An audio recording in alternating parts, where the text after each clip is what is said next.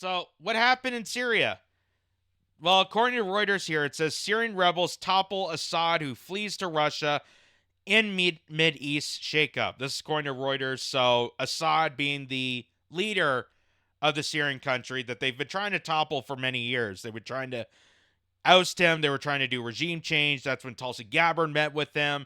Tulsi Gabbard was labeled as a Assad apologist, and they tried to do that, fake gassing his own people story as a false flag to intensify this war that's been going on for a decade, and probably even longer by measure of today's standards. So this has been going on for a long while, and again, like I said before, unless you're an imperialist, unless you're a Zionist for the greater Israeli project, we'll get into that. It's not really celebratory in this situation.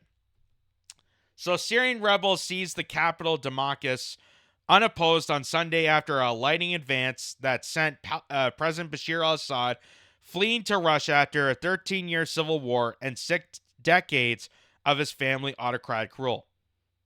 Now, it's not a civil war. It's not a civil war because the United States, Russia, and other players, outside parties, have infiltrated the people that are fighting. So this has been a kind of global war struggle or conflict that they manufactured for the people of Syria to fight each other. The same way how we manufactured Ukrainians to go and fight Russia. And we're still continuing to do so. So, in one of the biggest turning points for the Middle East in generations, the fall of Assad's government to wipe out a bastion of which Iran and Russia exercised influence across the Arab world, Moscow gave asylum to Assad and his family. Mikhail Yunavolv, Russia's ambassador to international organizations in Vienna, said on his Telegram channel. The sudden overthrow at the hands of a revolt partly backed by Turkey and with roots in jihadist Sunni Islam limits Iran's ability to spread weapons to its allies and could cost Russia its Mediterranean naval base. It could also allow millions of refugees scattered for more than a decade to camps across Turkey, Lebanon, Jordan to finally return home. For Syrians, it has brought a sudden and unexpected end to the war in deep freeze for years, with hundreds of thousands dead, cities pounded to dust, and an economy hollowed out by global sanctions. How many people were displaced across the world? How many people lived in tents? How many drowned in seas? The top rebel commander, Abu Muhammad al-Ghani, told a huge crowd at the medieval Ahmad Mosque in central Damascus, referring to refugees who died trying to reach Europe. In a new history, my brothers, is being written to an entire region after this great victory, he said, adding that his hard work Syria would be a beacon for the Islamic nation. The Assad police state, known since his father seized power in the 1960s as one of the harshest in the Middle East, with hundreds and thousands of political prisoners melted away overnight. Bewildered at the elevated inmates poured out of jails after rebels blasted their open cells. Reunited families wept in joy.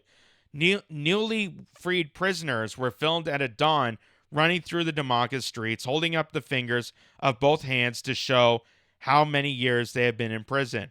We toppled the regime, a voice shouted as one prisoner yelled and skipped with delight. But here's where this gets telling, and why exactly Assad is fleeing and who's actually at fault for this. Because they want to tell you that it's Syria taking back its country. But what it's actually referring to is Syria, through sanctions, through economic seizures done by the United States, done by outsider partners, as you see here, and done by Israel, doesn't give Syria the chance to fight back. And the White Helmets, the al-Nusra, the ISIS, the people that were infiltrating this war are actually players from outsider countries invested into toppling this government so they could seize control of Syria. So if you notice on the left here, This is from Wikipedia. And even Wikipedia that CIA funded and run and infiltrated by the Mossad in Israel, they even pointed out that Syria had no defense to this. That the people involved in this were Israel, Benjamin Netanyahu, the Israeli Kitz, Ori Golden, the Israeli Defense Forces, Northern Command, and the Israeli Air Force. They had 2 brigades, 6,000 to 10,000 troops entering to Syria, posing as the defenders, posing as Syrians to topple this government. And the actual Syrian population had no defense because we were trying to sanction them off. We were trying to diminish their military power. We were trying to diminish their resistance and allowed for Israel and the United States to storm in to cause this war, which is why it is not a civil war, it's a global war. And here's Aaron Mate on the right. Aaron Mate, who's been a fantastic journalist on Syria. He was the one that uncovered the hoax of Assad gassing his own people. So much so that he won an award for his journalism. And people like Anna Kasparian at TYT still can't understand why a journalist would go overseas and investigate a war country. How dare he do something like that? You must be a traitor then. So he tweeted out, this is back in 2021, he said the Palestinian refugee camp Yarmouk was destroyed in the brutal battle between Syria's government and foreign-backed militias that occupied it, including ISIS. U.S. sanctions on Syria prevented its reconstruction. No matter your views on the war, why block its survivors from rebuilding? So that's what's happening right now. After the end of this war, after the atrocity that they've bombarded Syria with, they've toppled their government, they have destroyed all their buildings, all their infrastructure, everything's completely a mess right now. They've completely eradicated most of their population. They're also putting sanctions on for them to not reconstruct. Why would that be the case? So here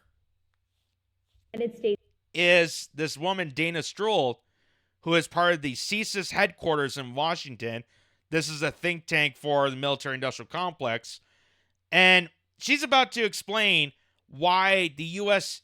has certain intentions into Syria. We already know there's a lot of certain intentions when it comes to Syria, when it comes to their resources, when it comes to the oil. As Trump pointed out, we're about protecting the oil. There's also the natural gas pipeline that they want to put through Syria that Syrians don't want, but Russia wants, the United States wants, Turkey wants. So they formed alliances, they formed forces and militias inside of Syria to attack the Syrian population to allow that to happen. But here's what this lady had to say. States still had compelling forms of leverage on the table to shape an outcome that was more conducive and protective of U.S. interests. And we identified 4. So the first one was the 1/3 of Syrian territory that was owned via the U.S. military with its local partner, the Syrian Democratic Forces. Now, this was a light footprint on the U.S. military, only about 1,000 troops over the course of the Syria Study Group's report, and then the tens of thousands of forces, both Kurdish and Arab, under the Syrian Democratic Forces. And that 1/3 of Syria is the resource-rich, it's the economic powerhouse of Syria. So where the hydrocarbons are, which obviously is very much in the public debate here in Washington these days, as well as the agricultural powerhouse. But we argued that it wasn't. So, arguably enough, because this country has a lot of resources that the United States and both Russia want to get their hands on, of course we got to intervene. Of course we got to start a civil war. Of course this Bashar al-Assad guy that we really don't know anything about, of course he's the bad guy. And we have to train people to topple the government. And now that the Syrian people don't have representation, don't have a government, it's allowed for external forces like the United States, Israel, and Russia to go in and just start doing what they want to Syria. Because they don't have a defense. They destroyed their military. They destroyed any structure to defend that nation. And as this woman is stating, it's because of the resources. It's because Syria has oil. Syria has the location of a natural gas pipeline that they want to put through the country. And that's why they have external forces to buy out these terrorist groups to form into Syria, make Assad look like the bad guy, and then train them to overthrow their own government. Just like we do with every single other Middle Eastern territory, which is the only reason we know about Middle Eastern territories. Trust me, if Iraq didn't have oil, if Afghanistan didn't have the poppies, if Libya didn't have gold reserves, if there wasn't mineral wealth over there, we wouldn't give a damn about Middle Eastern countries. But we do care when it comes to stealing their resources, selling off to a bunch of globalists, and then selling it to you suckers at a high price. While people sacrifice and die for no reason. Just about this 1/3 of Syrian territory that the U.S. military and our military presence owned, both to fight ISIS and also as leverage for affecting the overall political process for the broader Syrian conflict. There were 3 other areas of leverage. One is political and diplomatic isolation of the Assad regime, so holding the line on diplomatic isolation, preventing embassies from going back into Damascus.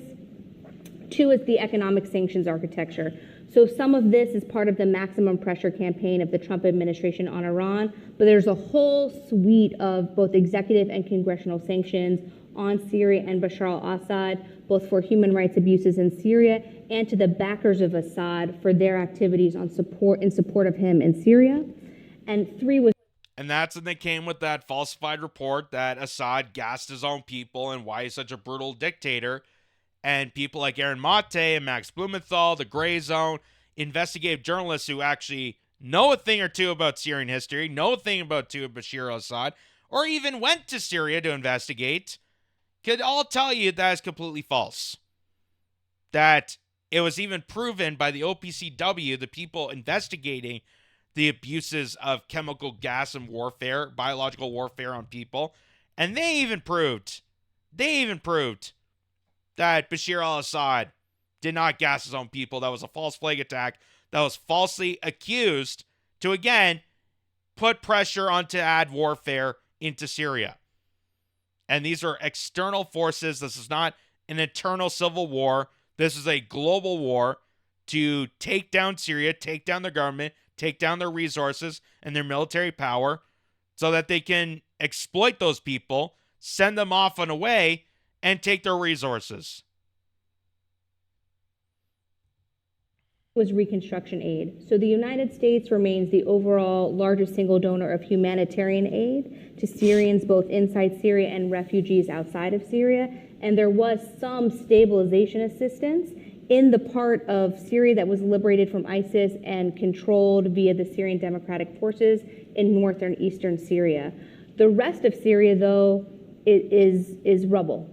And what the Russians want and what Assad wants is economic reconstruction. And that is something that the United States can basically hold a card on via the international financial institutions and our cooperation with the Europeans. So we argue that absent behavioral changes by the Assad regime, we should hold the line on preventing reconstruction aid and technical expertise from going back into Syria. So, funny how the Russians are teaming up with Syria because they have an alliance and also alliance with Iran that says they want to put reconstruction on Syria. They want to build back the homes that were brutally destroyed throughout this warfare now that the Assad has been toppled by the United States, toppled by evildoers within globalist governments. They want to rebuild for the people of Syria. And who's putting the blockade on that? The United States. Interesting. I thought you guys cared about humanity. I thought you guys cared about, the families and the children that suffered through this brutal dictator that a lot of Syrian people overjoyedly respected and beloved. I thought you cared so much about humanity. Wait, that's never the case. They don't even care about their own humanity. Why would they care anything about other countries? But they would care if they have natural resources. So, even the Los Angeles Times, even the LA Times comes forward with this article, comes forward with this headline here, saying in Syria, militias armed by the Pentagon fight those who are armed by the CIA. And ain't that a kick in the pants, ladies and gentlemen, that your tax dollars that pay for those agencies are paying for both sides of this war. It's almost like the whole thing is a manufactured scheme to get us to get angry at each other, terrorize each other, slaughter each other, turn us into a sacrifice so that people that aren't involved in this war, the globalist hedge funds, BlackRock, Vanguard, State Street, the military-industrial complex, Raytheon, Lockheed Martin, can just storm in, walk over the dead bodies, and then take the resources. Oh, we'll just take this oil. Oh, we'll just take this. We'll take the gold. We'll take your gold reserves. We'll just put a natural gas pipeline in front of this crowd because they're all dead. Why would we care about humanity? So, this is from Syria Girl, who's very famous on X. She has her own account and been a fantastic journalist on this. She states the revolutionaries haven't fired a single bullet at Israel as it invades Syria, but they want to talk about Jerusalem.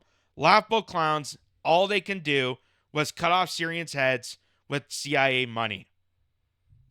So, there's also the reason for this also too, not just the economic resources and the fact that, again, it's another statistic, it's another check mark on where to invade next, but also in the fact that Israel plays a huge factor in this because part of the greater Israeli project is to take part of that Syrian land.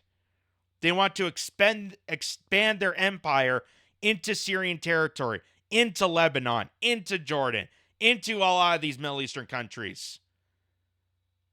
And you'll about to see that later in the stream here. But here's even, this is even more interesting, is the fact that in 2012, right around the time this started, because it was around 2010, 2011 when this started, Hotspot pointed out and brought this email to attention. One of the emails that Hillary Clinton supposedly deleted, there's this email here that says, Al-Qaeda is on our side in Syria. Email from a policy advisor to Secretary of State Hillary Clinton in February 2012. And notice the policy advisor is Jake Sullivan, who is currently the head of defense in America. Head of defense that currently is now celebratory victory dancing over the fact that U.S.-backed allies, these militias that we armed terrorists to the teeth with to terrorize Syrians, we just overthrew their government. And here they are admitting that the terrorist groups that we're supposed to be fighting against, Al-Qaeda, Syria, or Al-Qaeda, ISIS, the Mujahideen, all these different terrorist groups that we know by name are cultivated by people within the United States government. Hillary Clinton even admitted to that back in 2010. She admitted to that the whole purpose of creating these terrorist groups is so that we can have tactical militias in these territories to avoid the Soviets, to avoid Russia. Because we didn't want Russia to intervene. We don't want China to intervene. We want to take it for ourselves. So we're going to take a bunch of disenfranchised people from these territories. We're going to arm them to the teeth. We're going to give them tactical training and a bunch of money, and then tell them to go terrorize their towns. And in order to have a war on terror and profit from war on terror, they have to sometimes create the terror. Go figure. And here's to save on this point is your former president, now going to be incoming president, Donald Trump, openly stating our true intentions in Syria was always for the oil, was always for the natural resource. And he's just admitting this right on Fox News, right on camera, Like no other politician. That's why people hate him so much, is because he blurts out sometimes the truth. And they always say a broken clock is right twice a day. And here's one of those examples.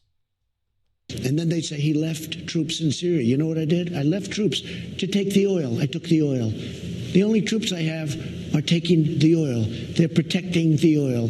I took over we're taking the oil. We're not taking well, oil. Maybe we will. Maybe we won't. They're protecting the facility. I don't know. Maybe we should take it. But we have the oil. Right now, the United States has the oil. So they say he left troops in Syria. No, I got rid of all of them other than we're protecting the oil.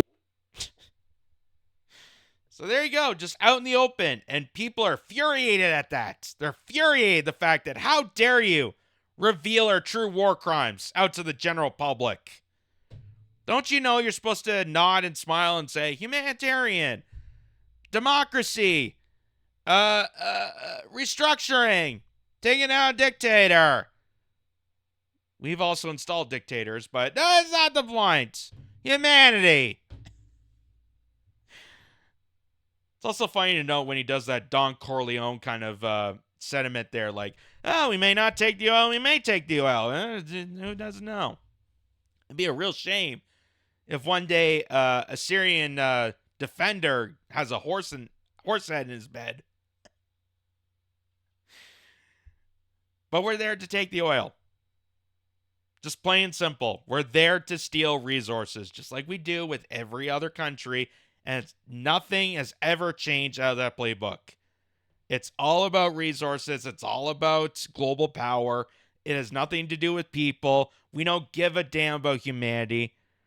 And in fact, humanity stands in the way of these bloodthirsty business tycoons, these tyrants, that have true intentions of destroying humanity. That's why they got to create terrorist groups and have us slaughter each other, so that they can distract us while they extract our resources right under our noses.